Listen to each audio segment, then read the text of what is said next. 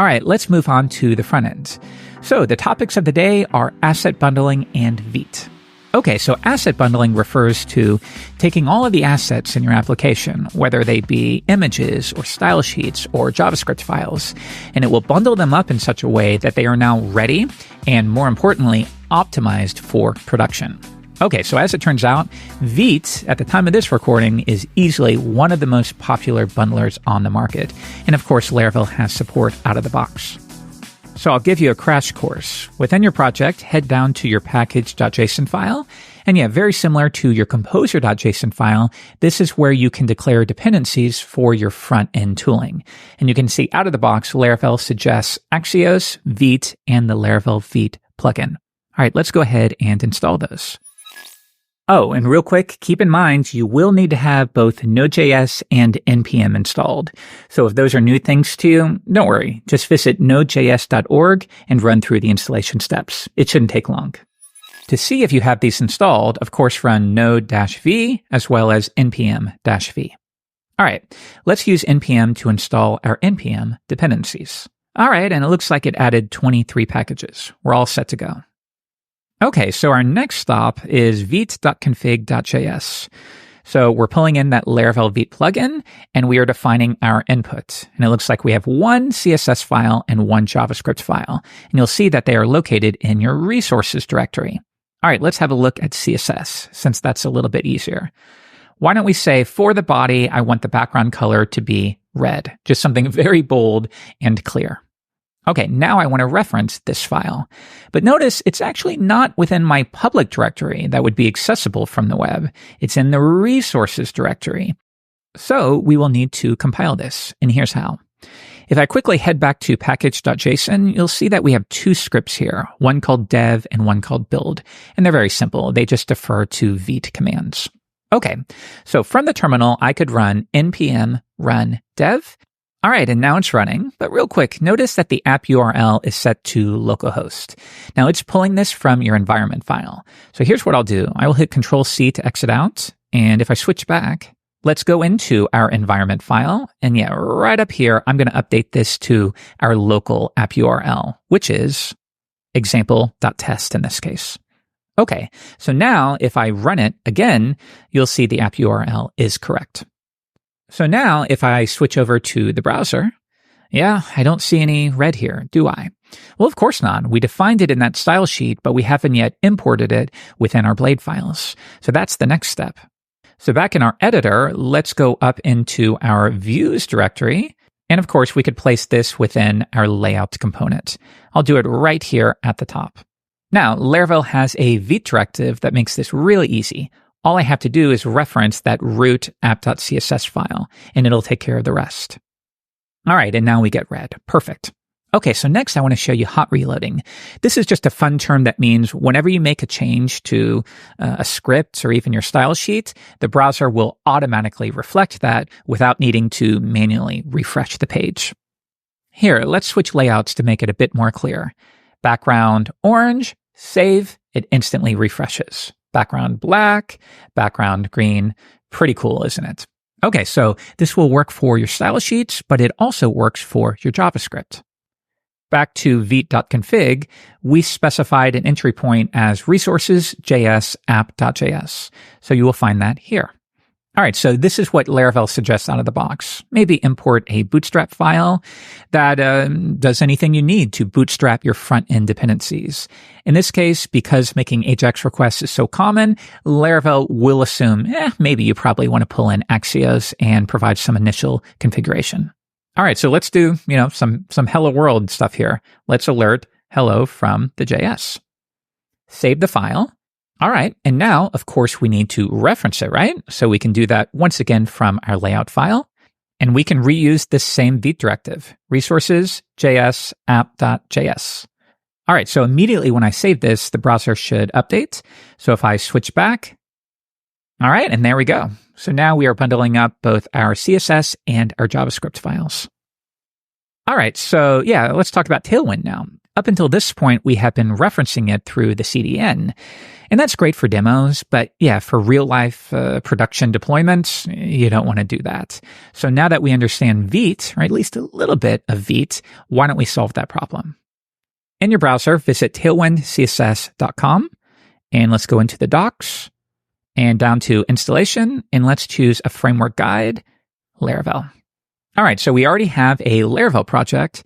Next up, we need to install Tailwind, PostCSS, and AutoPrefixer through npm. Open a new tab and run it.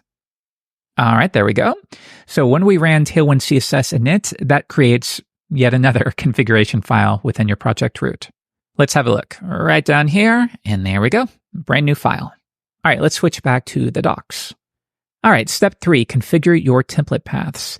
Yeah, so we need to teach Tailwind about our project. Where can we expect to find any Tailwind utility classes? Well, maybe in a Blade file, maybe in a JavaScript file, maybe in a Vue file. If you use React, then you would update that as well. All right, so let's switch back, and I will paste that in here. All right, easy enough. Next, we want to add the Tailwind directive to our CSS. All right, let's do it. app.css, and I'll swap out that background of green with the Tailwind directives.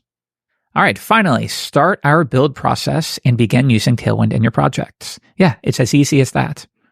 So in the terminal, I will Control-C and start it up again. And now, if I visit our layout file once again, yeah, I can remove this script entirely because now Tailwind will be available through this file here. Let's head back to our project, refresh, ignore the alert, and we get exactly what we had before. Great. So now we can configure Tailwind however you need to. And yeah, this isn't a Tailwind specific course, but of course you can visit their documentation to learn more. So maybe I have a custom color for Laracasts or something like that.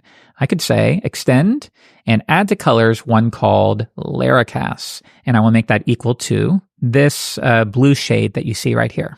Okay, so now let's come back to our JavaScript real quick and comment this out so we don't keep seeing an alert every time it refreshes. And if we visit anything we want, how about job/index? Yeah, maybe right here.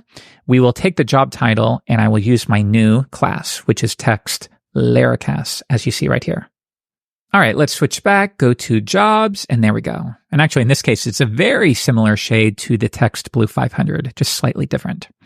All right, so what else? Well, something you might want to consider is at the moment in your vite.config file, we are providing 2 inputs. And that works, but if you're building an SPA, a single page application, what you might want to do instead is omit this and instead import your CSS directly from your Bootstrap file.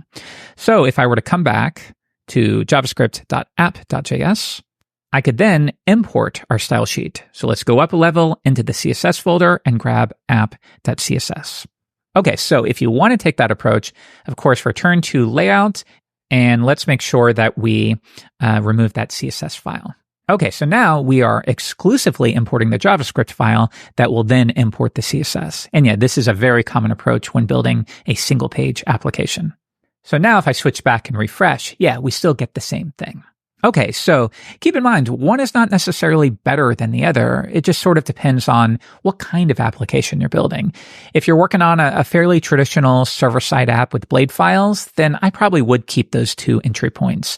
But yeah, if it's instead a full SPA, keep it all in the JavaScript file.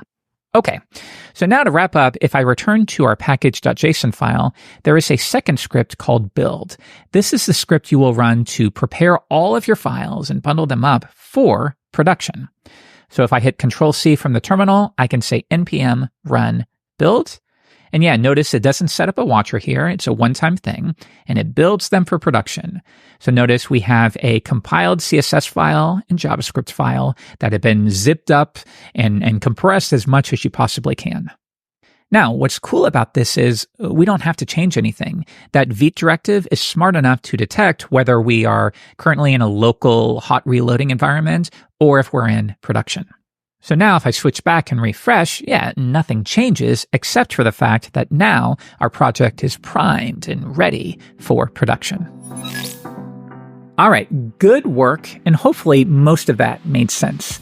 Yeah, just keep in mind, asset bundling as a whole, is a fairly complicated topic, and here we've only grazed the surface. But you're now on the path, right?